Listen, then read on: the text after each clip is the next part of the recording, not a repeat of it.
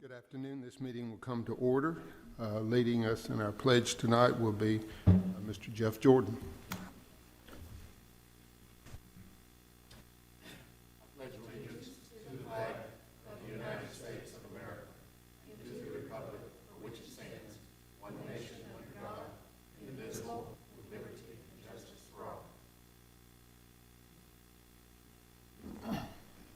Thank you, Mr. Jordan. You would please join the board in a moment of silence.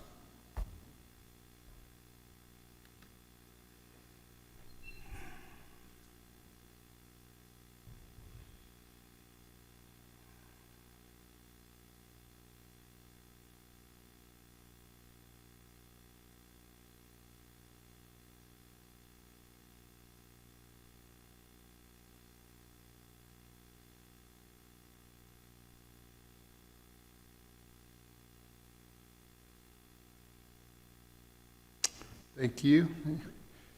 Welcome everybody to our September the 22nd work session. We'll look at the agenda. Any questions or discussion? Give you a moment to peruse it again.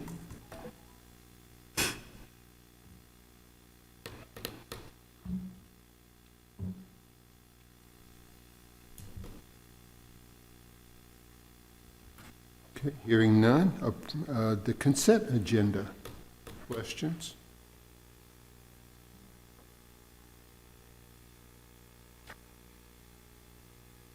Item D, purchase request for Riverdale.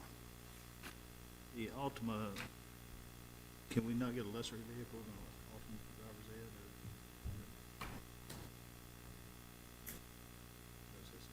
driver's ed? It is the Riverdale request from Altima. He was asking about the price of that. Now, could they get something other than, is that a new one?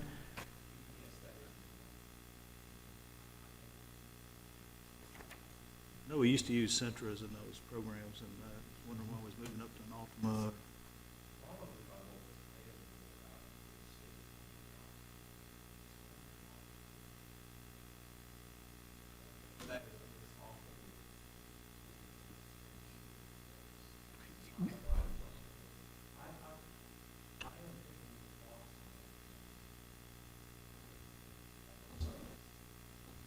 Give them a call and see why they Look chose into that. instead of Central for Thursday night. Okay. Is that okay, Mr. Young? Yes. Get back with you.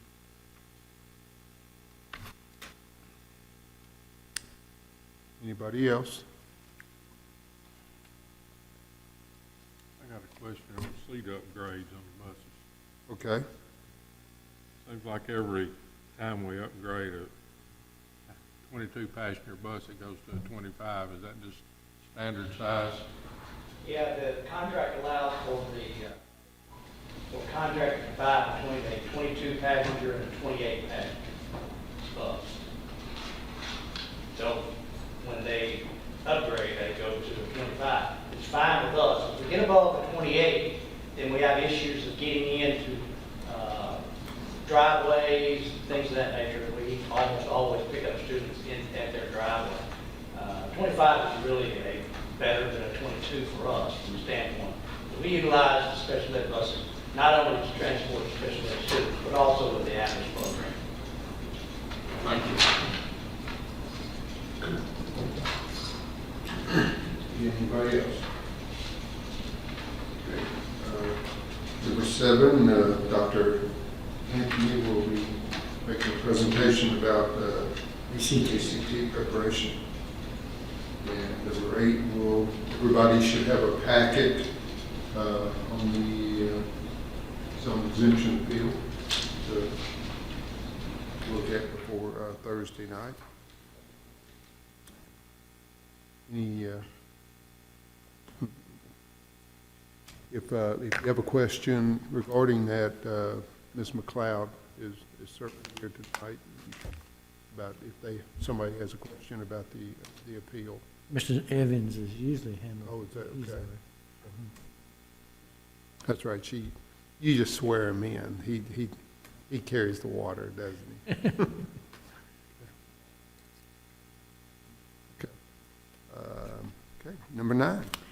Number 9 and 10 are 2 annual reports that we do. So number 9 is the 2015 ED 2152, Certification of Compliance with Tennessee Code Annotated Section 49.3310-4A.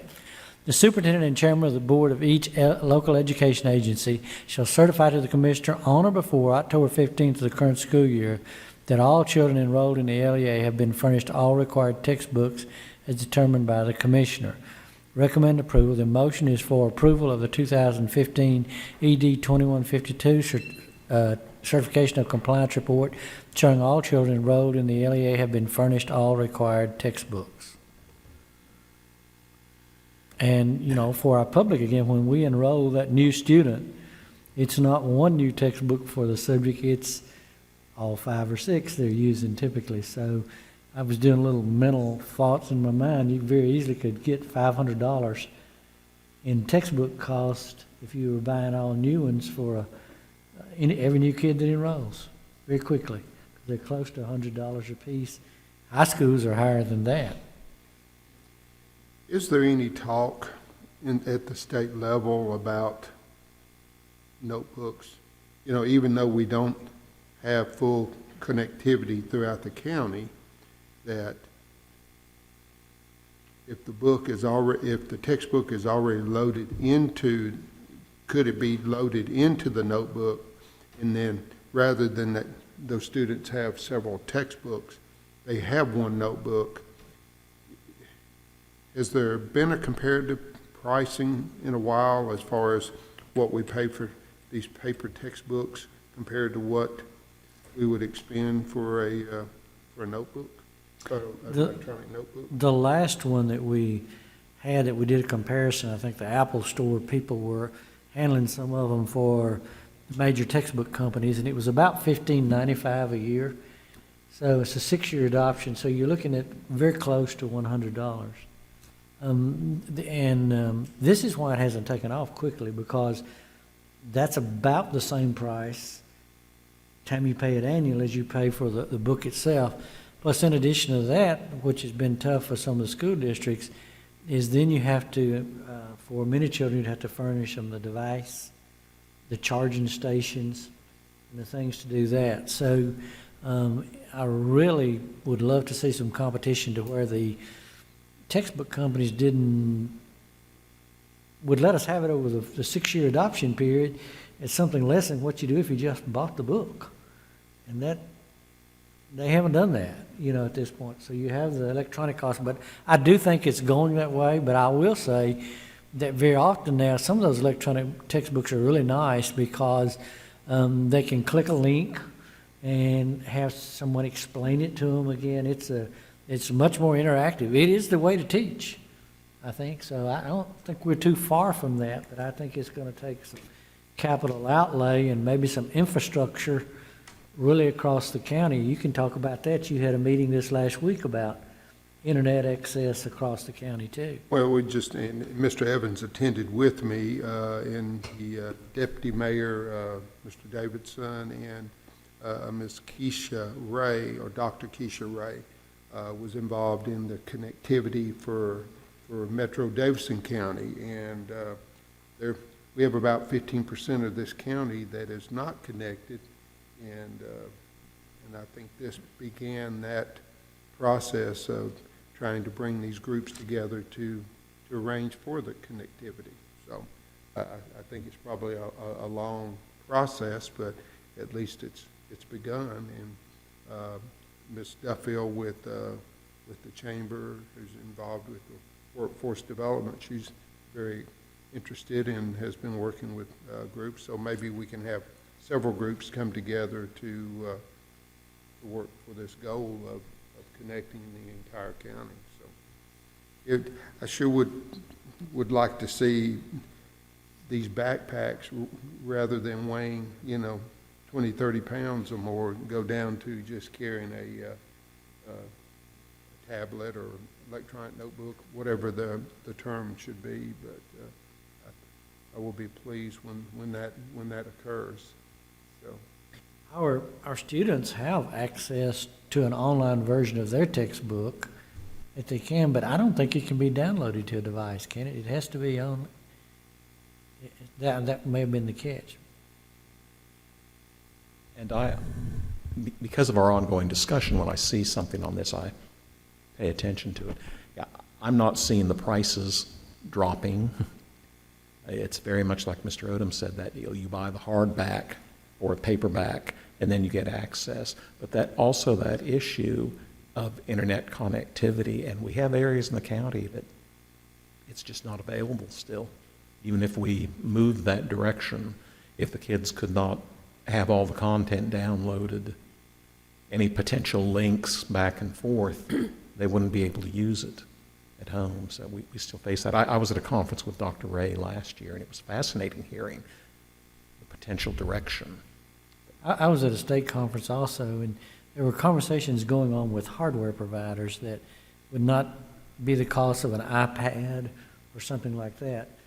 Just a few years ago, they provided some devices, $150 that they were actually selling, or providing in Africa and some other places.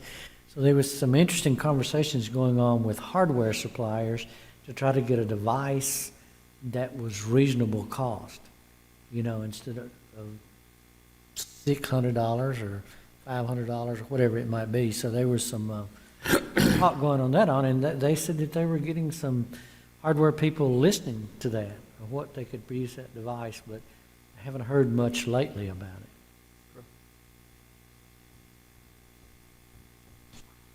number 10. Number 10 is the 2015 Local Education Agency Compliance Report. LEAs, local education agency, are required to comply with all state education laws, State Board of Education rules. The Commissioner of Education will not grant approval to LEAs that are not in compliance with state education laws and rules that have no Tennessee Department of Education approved plan for compliance. Every school in Rutherford County has reviewed the compliance report form, including state rules and regulations. The 2015 LEA compliance report shows there are no deficiencies for Rutherford County. Recommend approval. The motion to approve for approval of the 2015 LEA compliance report as presented. And principals are familiar with this. As long as I've been in it, I remember these. Are you displaying the American flag?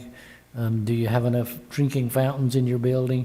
Anything that's a rule or a regulation or a holiday that the legislature has recognized is listed in this compliance report. And so you have to go down and look at all of them and say, am I doing this? Are we complying? So that's what this happens to be. Been in place a long, long time.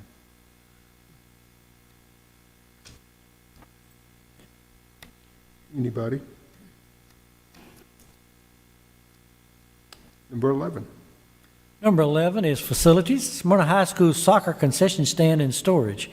Principal Rick Powell has requested permission to purchase and place a 10 feet by 20 foot pre-constructed concession and storage building adjacent to the soccer field at Smyrna High School. The building will be funded through a grant from the Richard Siegel Foundation. Electrical is available at the field. The application for campus construction has been completed and filed with Rutherford County Schools Engineering and Construction Department, along with a site plan, estimate, and schedule. The location has been checked by engineering. This is a rare compliment. Engineering and Construction commends Mr. Powell and staff for a thorough job of completing all criteria for approval. To get Mr. Clardy's approval this way is rare. Recommend approval. The motion to approve purchase and placement of the 10 feet by 20 feet pre-construction building for concession and storage at Smyrna High School field. All required criteria have been met by Principal Rick Powell and staff for this project, including gender equity. And they have the check. I know we talked about metal roofs being on these buildings. Are we looking at requiring that, or do we still?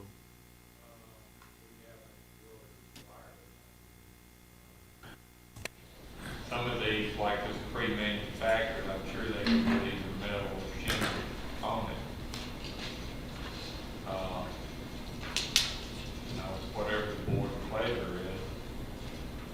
Be glad to head and move in that direction.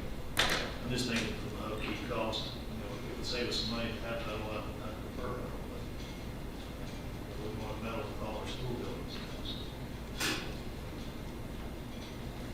I'll, down Thursday night, and we'll see what to do, and call, if we need, you know, what the options are. Good idea, Mr. Chairman.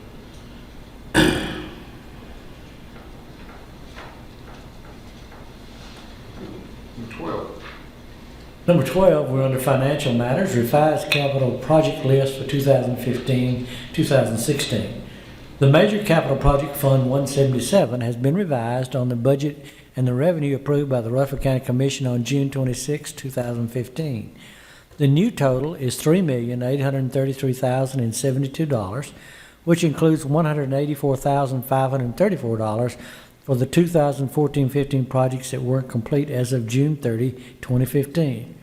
Recommend approval, a motion to approve the revised Major Capital Project Fund 177 list, which totals $3,833,072 for the 2015-16 as presented.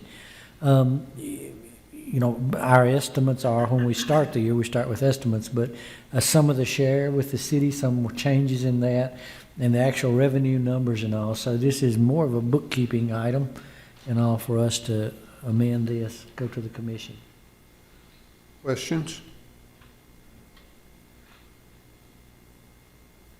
Okay. E.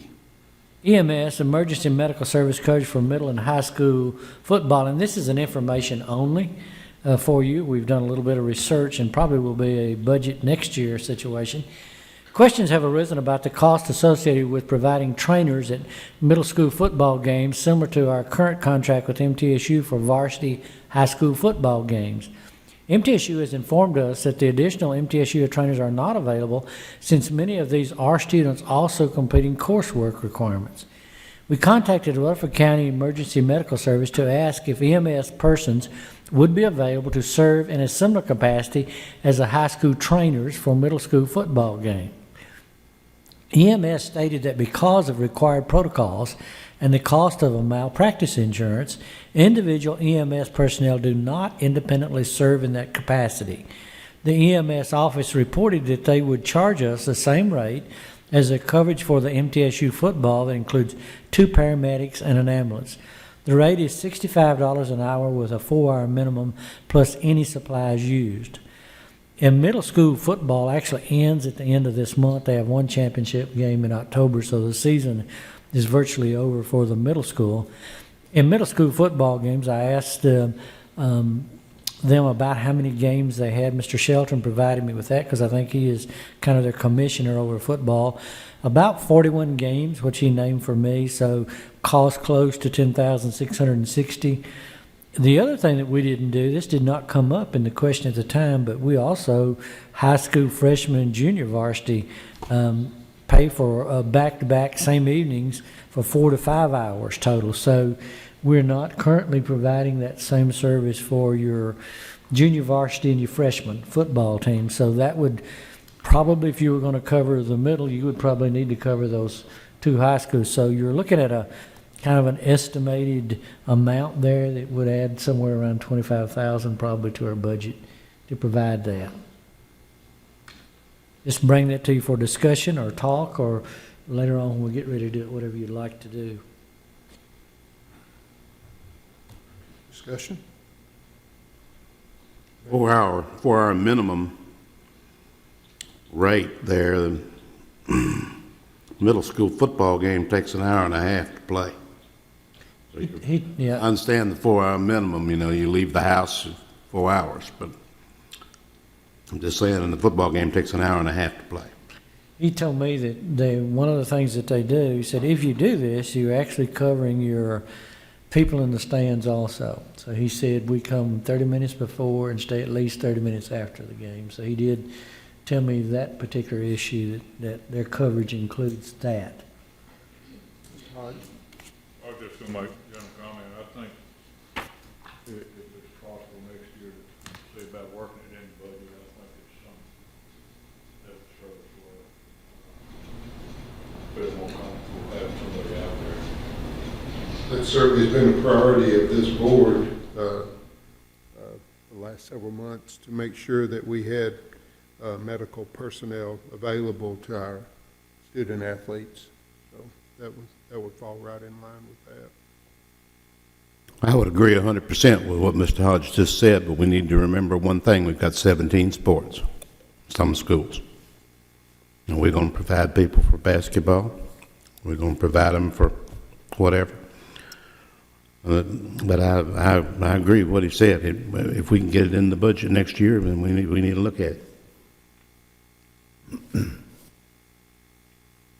We looked at the contact sports, the one that, of course, basketball's not supposed to be, but it is. I know what you're saying. But you're not really trying to tackle the other person or hit the other person. In the case, it's, we talked a little bit about soccer and all, but you are talking about a very different number if you start including a lot of other sports, since football basically is probably the major contact sport that we have. Is there any charge for these games? I mean, do they charge admission to the ball game? They do. And it could be something as part of your thinking process that you talk with principals about sharing the cost or something like that, or some other way. They'd have to build it into their ticket price, I think, when you did that. But that's, as far as I know, they do charge for the games. There's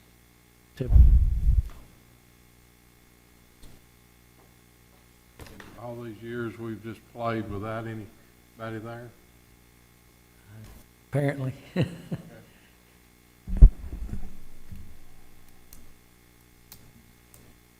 C. C is under the Technology Department purchase. The Technology Department is seeking approval to purchase upgraded and additional networking equipment to handle the increasing demand of Internet access. These upgrades are needed to maintain the growth due to testing computer labs, students' devices, and the ever-growing technology demand. The upgrades and expansion that will ensure the availability of Internet bandwidth for online testing and additional educational content. The price is $150,313.78. This includes both hardware and software to meet the growing demand. The Hardware System Support Department will install the equipment and software. Recommend approval of the motion to approve the purchase of hardware and software at a cost of $150,313.78 to meet the growing demand of Rutherford County's technology needs from Dell. The purchase will be funded from the previously approved technology upgrade for testing. What we're running, these are servers, basically to handle, support your bandwidth and to receive transmit the packets and all. It all comes through up here. AT&T comes through here, and then it goes back out to the schools, over their lines. So these are service, and it is part of the amount that the commission for computers and for the upgrades associated with testing and the other uses like that. So that's, And the servers are here. the servers are housed here. Yes. I mean, you can, if you walk in our back of our building, can see through those with the extra air conditioning in the walls, with the banks of lights that are flashing and that sort of thing. Those are the, in fact, you approved, last year we had to add additional air conditioning and all, if you remember, because we'd put in several more they call them blades in these servers for capacity, and they kind of got to the point they can't just simply add additional blades. They're going to have the devices and all to put them in. So this is a recommendation that I think we don't want to get caught in the middle of testing and the other things and find out, hey, from our end, we can't handle the capacity. Now, if the state has a problem, that's another thing, but Mr. Zaga? Redundant, one behind the other on that. And we're afraid once we start to run the capacity that we're running here starting in October, that it'll bottleneck the incoming and outgoing information through the assessments, and we'll cut off all the assessments for all 46 schools at one time. Mr. Clardy, Ms. Cradle, and Mr. Solomon have looked at that, and that was one of the things that they brought to me that I said, we can't afford that, so they have to add these in order to prevent that bottleneck. Now they're gonna run them side by side instead of a redundant, and it's an expandable unit as well, so that if, as we increase, those particular pieces of hardware can be increased too. Just to put it simply, we increased our bandwidth with AT&T last year, as you recall. So we've got this much volume over here. On this side, we've got this much volume coming in, and we've got a little bitty opening for it to go through to get out. So we need to expand that over. That's exactly what he said. So what we have had has been a redundant system where two servers were one behind the other. It's acting as a firewall. Prevent, and I don't want to even begin to tell you how much evil is trying to come in and hijack our servers constantly and hijack our email. These are some things we ran into in our last assessment where all of a sudden we found out these outside entities were coming through what the firewall was prior to buying these two pieces of equipment, and they were hijacking our entire set of servers and hijacking those at the school level too, and using them. I mean, we found everything from one particular person somewhere in Tennessee that was running their entire gaming network off of one of those. So, I mean, so they upgraded that and put a redundant system. So basically what I'm saying is, like Mr. Clardy said, it had to go through one, and once it made it through that one, it had to go through another firewall in order to, and it prevented that. But now that we have gone to a 450 meg system, just as Mr. Clardy said, to a 10 gig pipeline, we've multiplied that times about 23. We no longer can have, those two pieces of equipment are basically this big, and we need something like this. So now instead of them being back to back, we're putting those other two sections in so that I don't lose my testing, which is my instructional worry as well. They're putting what Mr. Solomon told both of us the other day was, as we grow, they can add to the devices. There's not a total replacement for quite some time. But these are acting as the firewall to prevent those outside entities and to prevent the things that are coming in and out to be clean like we want them to be. With layperson understanding, I guess what's giving me pause is your description of we did have a redundant system and now we're going to a side-by-side. I see where that makes us wider. Does it in any way make us any less secure because of moving redundancy to side-by-side? You get my concern? Yes, sir, I understand that. And that was the thing that both Mr. Clardy and I, both voices Steve as well, was, but no, these are a total upgrade of a new system, and this system has been guaranteed to be better than our redundant system, which was more of an antiquated system. Good enough. Well, cyber attacks certainly have been on the forefront. It is very constant. It was very enlightening for me to spend time with Mr. Crable going through that as he was searching them out. We would find a computer at Laverne High School that had been hacked, and that computer's been operating as a server for somebody's gaming system or something like that. It's not something that's evil happening to us. It's just they're hijacking our bandwidth and hijacking our hardware, and that's the thing that was taking place.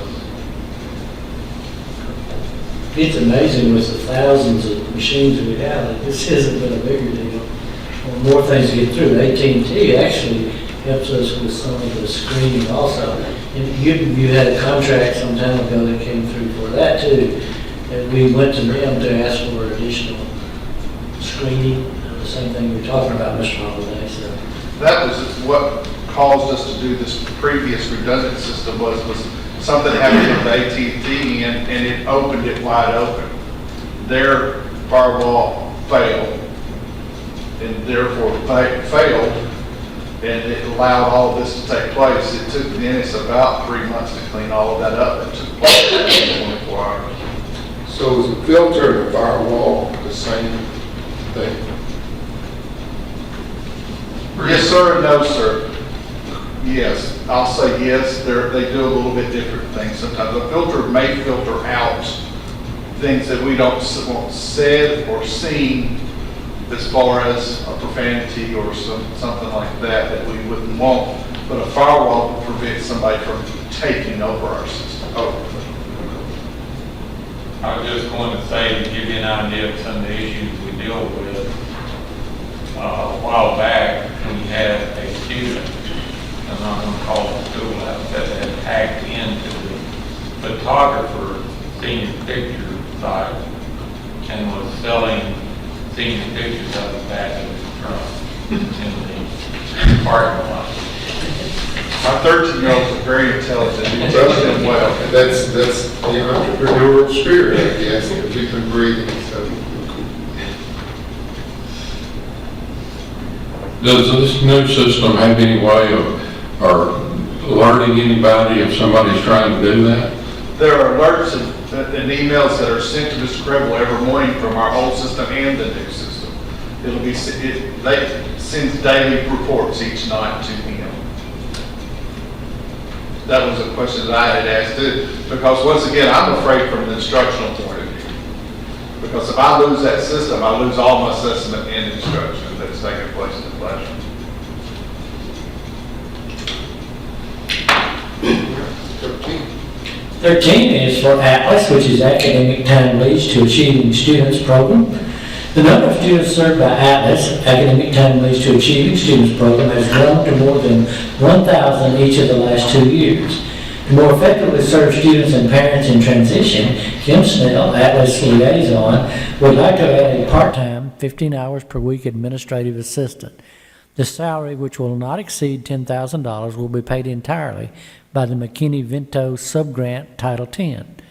Funds are available to cover this position, and this is an allowable expense for the grant. Recommend approval. The motion is to approve the addition of part-time administrative assistant position for ATLAS program to be paid by Title X funds. And Ms. Snell is here, if you'd like to question her. I asked her a few minutes ago how many students. We have a little over 600. We haven't made it to fall break yet, and that will probably at least double before the end of the year. And that may be another spotlight program down the road too, if you would like to.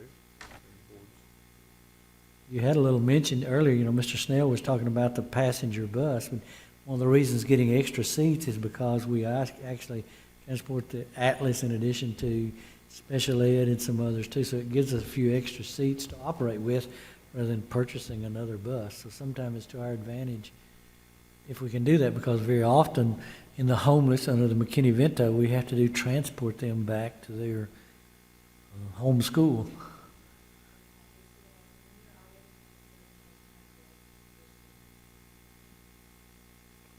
Board members, anything for Ms. Snell?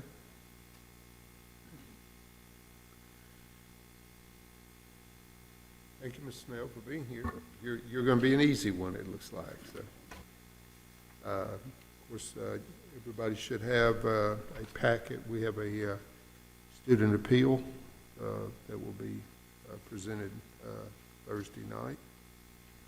And if you have any questions, of course, Ms. McLeod, you are available for that one. So you're doing the heavy lifting for that program. Okay. We have an insurance meeting Thursday. I will be attending with Ms. Barnes and Mr. Sandvik. Okay.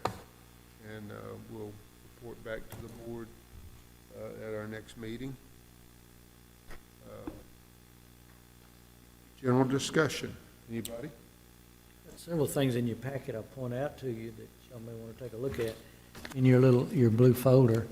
One is an email from Ms. Barnes. She was contacted by Advantage, which supplies our substitute teachers, and she's provided you some information there. I think we do have to rebid this year for our substitute teacher, but just like a lot of other things, we're having trouble getting substitute teachers, and I did not give them the breakdown by school how many. This is kind of the summary sheet, Ms. Barnes. we track that, what schools, how many teachers, how many positions are not covered. Advantage can't find someone to cover positions in schools, which means other teachers have to cover or somebody else has to cover for it. So based upon our substitute pay, you can see what Muffinsburg pays and what we pay and that sort of thing. And so you begin to see why that we're second chance, I think, sometimes in a busy season when there's some illness or other things that a lot of substitutes are being needed. That this is something we're going to have to take a look at, probably budget-wise, or we might possibly do something over a 2-year period or something like that, but I think it's come time we're going to have to also deal with this. Just like we raised teacher pay this year, we are now having trouble with the economy better, finding substitutes.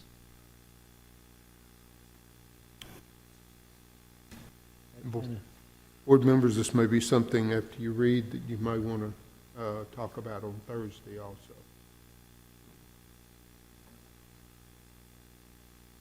We received the standing committees from the commission, so you should have a copy of those that you may want to look at.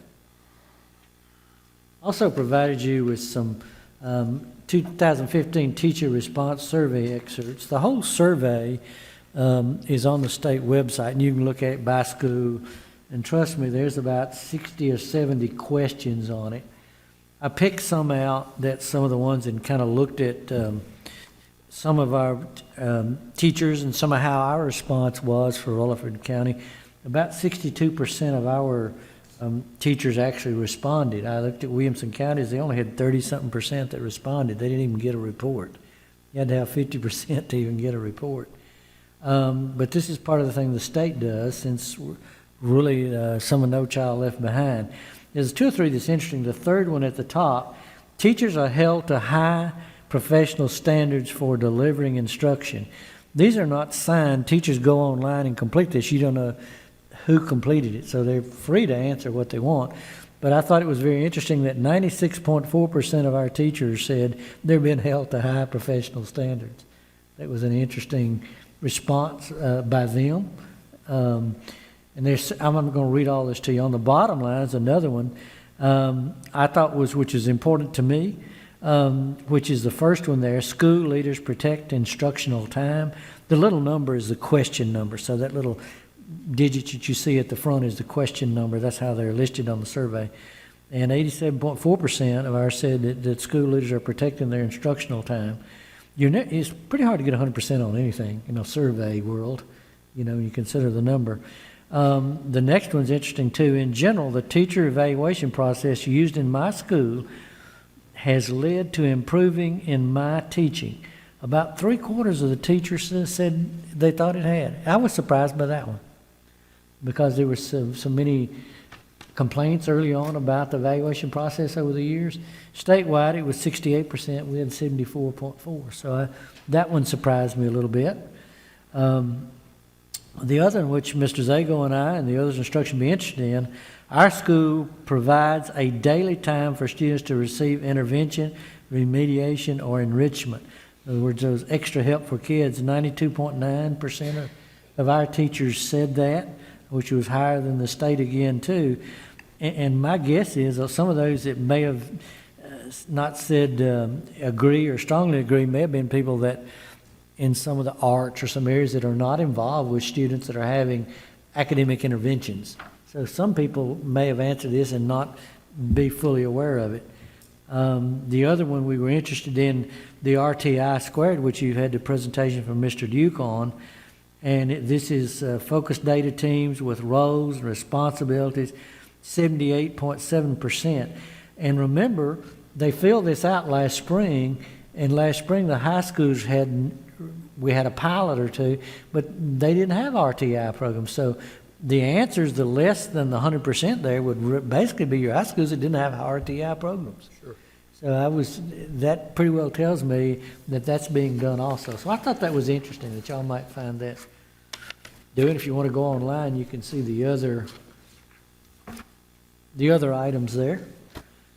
The other item that I provided you with tonight was a request that I received under Tennessee Open Records Act request. This is, you've been reading about this in the paper. It went to, I don't know whether it went to every school superintendent in the state, but pretty much all of them. And this is a Washington firm, ACLJ, although the record request came from an attorney in Franklin, Tennessee. And so we've had Ms. McLeod and Mr. Reed both are aware of this. But if you'll look at the items, the 12 items, can you imagine the hours of research it would take to try to fill each of those items? Actually, when we met, the TOS met with us, and TSBA mentioned the other night when we were at that meeting, you know, Randall Bennett addressed this also. But the TOS people, when they met with us, said that the law firms were actually contacting this group and saying, what is it you want? You know, you've thrown the whole net out here searching for something. If you'll just tell us what you want, we'll try to get it for you and find it rather than throwing the net out and hoping that you catch something. So that's kind of where it stands. And you may want to talk to Ms. McLeod or Mr. Reed, either one, about this, but we have to respond in 7 days. So this came last Thursday, so by Thursday, we have to send a response. TOS has sent out, and TSBA has sent out a sample response for this, and the response basically is, well, let me let one of the attorneys answer. Ms. McLeod, do you want to answer that, or Mr. Reed, either one of you, about what the recommended response is?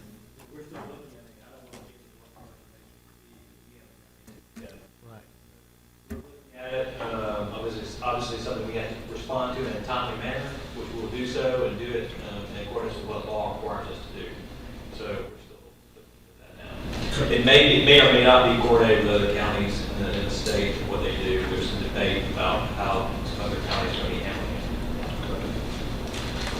Mr. Hodge, is it something you can request more time on? We can request more time if it takes us more time to respond to the request. We can put together an estimate of how long we think it will take for us to respond to the request and submit that back. And you can charge it back for all your information, I guess. We can provide an estimate of the cost that it would take to make copies and the personnel time to respond to the requests they make. So we can respond with an estimate of those costs, and they can in turn agree to pay those costs, or say they don't want the documents given the cost of what those costs would be. So that's another option for us as well.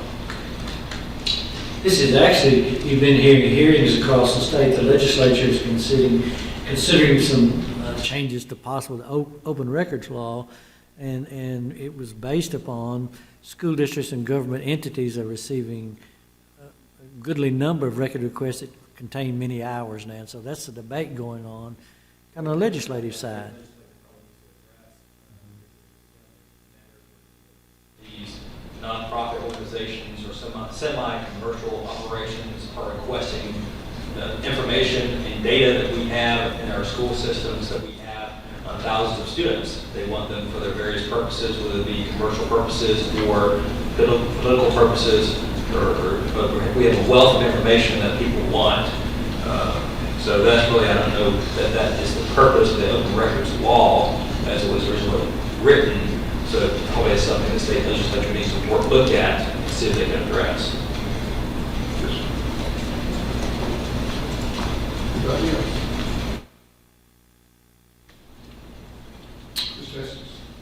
Yeah, I've got a question of somebody. I don't really know who wants to answer it. But on August the 13th, we approved for the Read 180 system, $162,982. And then on 9/1, our last meeting, we changed that to $224,982. Mr. And Zaker can answer that one, I think. And when I went back to look at the minutes, there wasn't much difference in minutes of each one. So I guess what I'm asking is, what was the extra $62,000 for? We were providing this for 3 separate schools, and we inadvertently left one of the schools' charges off of it. It was in the budget for that total 200,000+, and it was just a clerical error on our part, and we had to clean that up by getting it back in front of you guys. Thank you. Thank you, Mr. Estes. Yeah, yeah, good eye. Good eye. Anybody else? Okay, well, we'll be back together Thursday evening for our regular board meeting, and we will see you then. Be safe. We stand adjourned.